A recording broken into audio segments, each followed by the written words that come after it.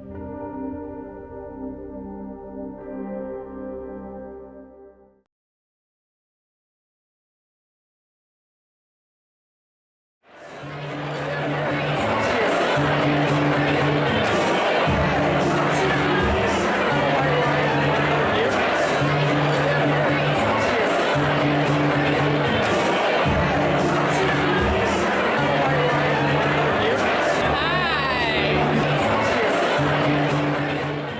no, I think somebody up there was fucking with me from the beginning. Although my mother and father always called me Mike or Michael, but I only remember my schoolmates ever calling me Mick, because Mick has that flavour. Later on, of course, it was reinforced by the singer, and it gave with this, and this rock and roll stuff was milling around. So it was like a gimmick that wasn't. It wasn't, as I said to David Bowie when I first met him, I mean, Mick Rock is actually my name, Mr. Jones, you know. I mean, it was all about the time, and I mean, maybe a bit the way I looked. I looked a bit, and it was also where my heart was, which was with the musicians. There was some motherfucker at a record label trying to tell me. And I wasn't owned by anybody, and I did think they saw me a bit as like one of them, without the music, but some of the patter. The alchemical moment, that was an alchemical moment for me, but it was also an alchemical moment for the culture, especially when Lou and Iggy showed up. And he was like the ringmaster, because they didn't know what the fuck they were up to.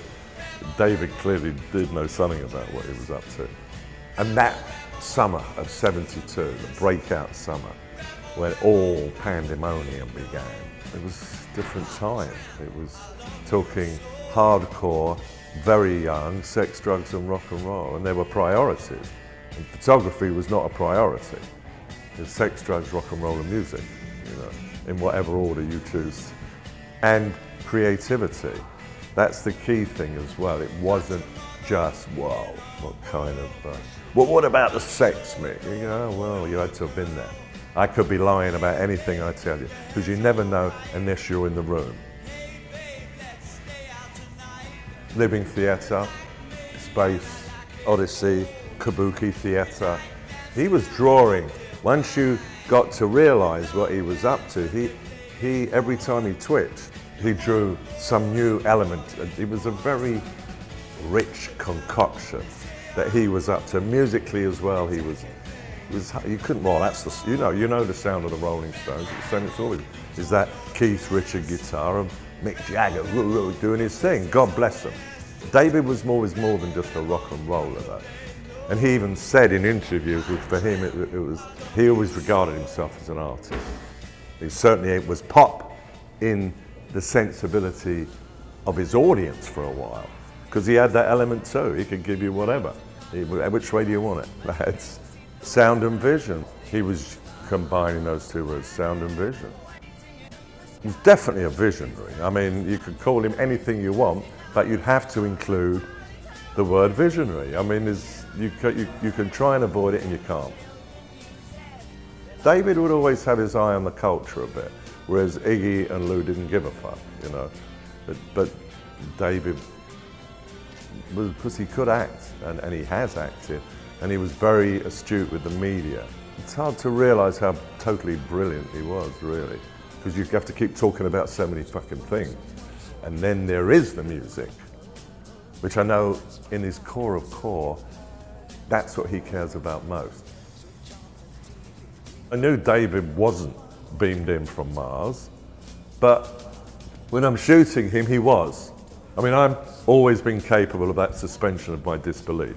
I've got some pretty, you could say, pretty realistic, neo-journalistic shots in the book, but I was just shooting. I wasn't thinking about that particularly. They were the less important pictures to me. The important ones were the ones like the one in the mirror. And David, Lou and Iggy, of course. But because he kept changing his clothes, he was bound to get a bit of attention. But the other thing was the way he looked. I mean, the way he dressed, his organic style. Just in the nature of his body language, his attitude. And he wasn't frightened of looking fab. You know, some people might want to play it down. Bob Dylan might want to. And it's nothing to do with talent. It was just a whole other way of approaching it. And And he was always had something new on, and he looked so fabulous. You know? I mean, this hasn't been anybody, I don't care, who has had such heavy influence, especially on modern designers, just by not only wearing all these fucking clothes, but looking so fabulous in them. You know, that was, you want to look at them anyway. And then, so then they'd start nicking bits and pieces, like that jacket in that famous shot. I know people have had a go at, well, it's a loose world, the world of fashion. I was called him tactile intuitive. I mean, he was totally intuitive, as well as being very deliberate. He was more complex. He was a complex manifestation. One thing I comment on in the book is his, skinny though he wasn't just skinny. He was very spare frame, but look at his legs, the fucking thighs.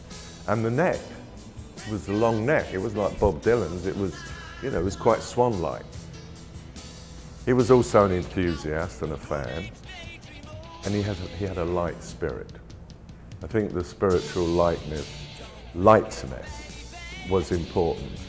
And he showed me things, not by telling me, but just by being and by giving me certain opportunities. Because he was the most self-aware rock and roll photo subject. Because, I mean, of course, Dylan, Beatles, Stones, I mean, there was image going on, but it wasn't, David's was so much more sophisticated. It made him a star. It did. He wasn't a star before it, and then he was a star by the end of it. You might even in modern parlance call him a superstar. Certainly the media, for what it was paying him a lot of attention. And so were the photographers. He certainly didn't need me after that. It's a blind motherfucker, I'll tell you that, this book. Well, that means you don't have to look to feel its power. I know David will say nothing about it, but he will love it. But David approved the book and he signed everything, so he must love it. But he hasn't seen the finished beast. I'm sure when he gets that. And he will not say one single word.